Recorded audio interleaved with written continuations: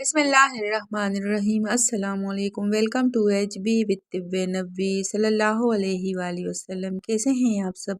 उम्मीद करती हूँ कि सब खैरियत से होंगे। तिब्ब नबी सल्लल्लाहु अलैहि वसल्लम दुनिया इस्लाम का एक मुक़द्दस मौज़ू फ़िक्र और मुताला है। अहले इस्लाम ने हर दौर में तिब्ब नबी सल्लल्लाहु अलैहि वसल्लम से इस्तिफ़ादा हासिल किया है।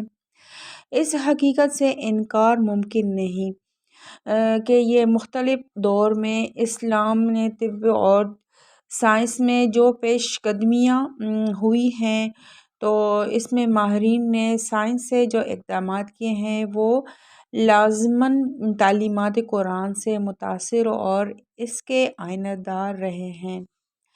तो तिब्ब नबी सल्लल्लाहु अलैहि वसल्लम में 100% शिफा हैं। मैंने इंजीर के बारे में आपको बहुत फ़ायदे बताए हैं। आज मैं आपको एक मालूमाती प्रोग्राम दे रही हूँ।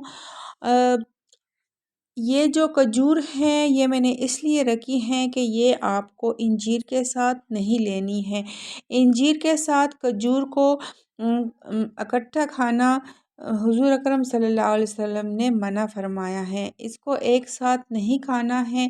इसके दरमियान में आप अगर सुबह को इंजीर खाते हो तो तकरीबन 8 घंटे के वक्फे से आपको खजूर लेनी है। एक साथ ये आपको नहीं लेनी है, इससे फिर आपको नुकसान हो सकता है।